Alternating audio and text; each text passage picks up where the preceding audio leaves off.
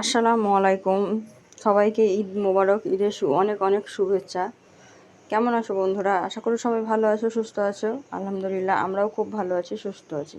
সোনালী রান্নাঘর with village food চ্যানেলে আপনাদের প্রত্যেকে স্বাগত জানাই। আজকে আমি এটা তৈরি করেছিলাম ম্যাঙ্গো জুস। তো অনেকে তৈরি করে ম্যাঙ্গো জুস, তো আমি যেভাবে তৈরি করেছি এভাবে একবার হলেও তৈরি করে দেখবেন। একদম দোকানের থেকেও বেশি সুস্বাদু হয় খেতে, আর একদম কেমিক্যাল ফ্রি, তার জন্য কোনো ভয় নেই। ছোট থেকে বড় সবাই খেতে পারে। আর এটা তৈরি করে যদি বাড়িতে রেখে দেন আর মেহমানকে খাওয়ান, তাহলে কিন্তু সবাই প্রশংসায় পঞ্চমুখ হয়ে যাবে। সবাই জিজ্ঞেস করবে কিভাবে তৈরি করেছে। আর এখন আমের সিজন, তাই এটা তৈরি করা কোনো ব্যাপারই নয়। তো এখন যেহেতু আমের সিজন, তাই আমের জুস বাইরে থেকে না কিনে ঘরে এভাবে তৈরি করে খেতে পারেন। খুব হেলদি অ্যান্ড টেস্টি হয়। তো এই জুসটা আমি কিভাবে তৈরি করেছি সেটাই আজকে আমি শুরু থেকে শেষ পর্যন্ত দেখাবো। তো বন্ধুরা, আপনাদের কাছে আমার একটাই অনুরোধ, ভিডিওটি স্কিপ না করে পুরোটাই দেখবেন শুরু থেকে শেষ পর্যন্ত, তাহলে অনেক উপকৃত হব। আর ভিডিওটি যদি ভালো লেগে থাকে অবশ্যই লাইক, শেয়ার, কমেন্ট করে দেবেন।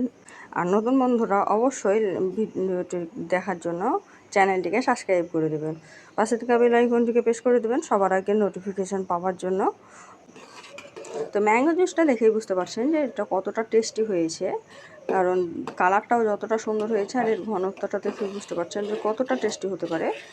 তো চলুন A to Z সবই আপনাদের সঙ্গে আজকে শেয়ার করব। তো ম্যাঙ্গো জুসটা তৈরি করার জন্য আমি এখানে পাকা পাকা আম নিয়ে নিয়েছি, আর এগুলো কিন্তু খুব মিষ্টি আম।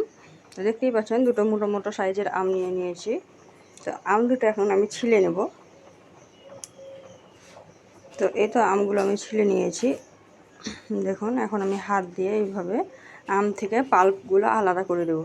অনেকে অনেক রকমভাবেই পাল্পগুলো আলাদা করে, কিন্তু আমার কাছে এটাই বেশ পদ্ধতি মনে হয়, তার জন্যই কিন্তু আমি এইভাবে পাল্পগুলোকে আলাদা করে নিই। পাল্পগুলোকে আলাদা করে নিয়ে তারপরে আমি মিক্সিতে মিহি পেস্ট করে নেব। তো দেখতেই পাচ্ছেন আমি কিভাবে হাত দিয়ে ভালোভাবে পাল্পগুলোকে আম থেকে আলাদা করে নিচ্ছি। তো এই তো আমের পাল্প বার করে নিয়েছি, এখন মিক্সিতে মিহি করে পিষে নেওয়ার পালা। তো দেখুন, মিহি করে আমি মিক্সিতে ভালোভাবে পেস্ট করে নিয়েছি, আর কতটা সুন্দর হয়েছে আর কতটা ঠিক হয়েছে। তো এখন আমের জুসটা তৈরি করার পালা। তো তার জন্য এখানে আমি একটা প্যান নিয়েছি, ফ্রাই প্যান নিয়ে দিয়ে দিলাম আমের পাল্পটুকু।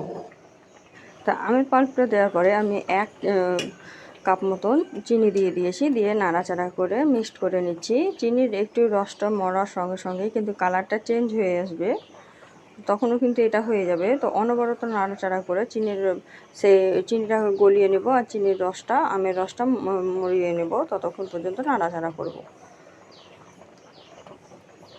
তো দেখতেই পাচ্ছেন নাড়াচাড়া করতে করতে কিন্তু রসটা অনেকটা শুকিয়ে এসেছে, আর কালারটাও অনেকটা চেঞ্জ হয়ে গেছে, আর কতটা ফুটছে দেখেন। এই পর্যায়ে কিন্তু সাবধানে নাড়াচাড়া করবে। আমের পাল্পটা কিন্তু খুব ছিটে হাতে পায়ে পড়ে শাঁখা লেগে যেতে পারে। তো দেখতেই পেলেন পাল্পটা কিন্তু অনেকটা কালার চেঞ্জ করে দিয়েছে, এটা আমার তৈরি হয়ে গেছে। আর আমি কিন্তু একটু ফুড কালার মিশিয়েছিলাম কালারটা সুন্দর করার জন্য, আপনারা চাইলে দিতে পারেন, না হলে কিন্তু না দিতে পারেন, স্কিপ করবেন, কোনো টেনশন নাই। এই তো হয়ে গেছে আমার পাল্পটা তৈরি। এখন কত সুন্দর একদম একটা কালার এসেছে।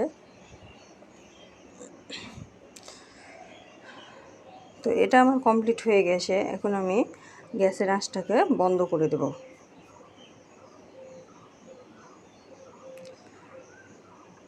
তো গ্যাসের আঁচটা আমি এখন বন্ধ করে দিয়েছি, দিয়ে নাড়াচাড়া করে নিচ্ছি। দেখুন, নাড়াচাড়া করে হালকা একটু ঠান্ডা করে নেবেন, তারপরে জল অ্যাড করে দেবেন। তো এখানে আমি প্রথমে 1 গ্লাস জল দিলাম, দিয়ে ভালোভাবে নাড়াচাড়া করে মিক্সড করে নিলাম। এখানে টোটালি আমি 2.5 গ্লাস জল ব্যবহার করেছিলাম। তো 1 গ্লাস জল দিয়ে প্রথমে আমি মিক্সড করে নিলাম। তো চিনিগুলো দেওয়ার কারণ হচ্ছে যে জল যখন দেবেন তখন কিন্তু এর মিষ্টত্বটা ঠিক মাপে চলে আসবে, তার জন্য কিন্তু দেওয়া, না হলে কিন্তু আমগুলো এমনিতেই মিষ্টি। তো এই তো 1 গ্লাস জল দিয়ে প্রথমে মিক্সড করে নিলাম, এখন আমি আবারও জল দিয়ে মিক্সড করে নেব। তো দেখতেই পেলেন বন্ধুরা, আমি কিন্তু ভালোভাবে মিক্সড করে নিয়েছি, আর ঘনত্বটা দেখে বুঝতে পারছেন যে কেমন রেখেছি। আমি খুব পাতলাও করিনি আর খুব গাঢ়ও করিনি। এখন আমি একটা গ্লাসে নিয়ে দেখাচ্ছি, দেখুন। তো জুসগুলোকে এখন আমি গ্লাসে ট্রান্সফার করে নিলাম, দেখতেই পাচ্ছেন। তো এখন আমি আইস কিউব দিয়ে দিলাম। এখানে আমি 4 টুকরো করে আইস কিউব দিয়েছি। এটা 4 টুকরো করে আইস কিউব দিলাম। শুধুমাত্র বাচ্চাটাই একটা দিয়েছি। দিয়ে দেখুন কতটা সুন্দর লাগছে দেখতে। তো এইভাবে আমি পরিবেশন করার জন্য রেডি করেছিলাম, কিন্তু খেতে গিয়ে দেখলাম যে ঠান্ডা না হলে কিন্তু ভালো লাগবে না, খুব একটা ভালো লাগছিল না যদি না ঠান্ডা করে নেওয়া হয়। তার জন্য কিন্তু আমি এটাকে আবারও ফ্রিজে রেখে দিয়েছিলাম বোতলে ভরে।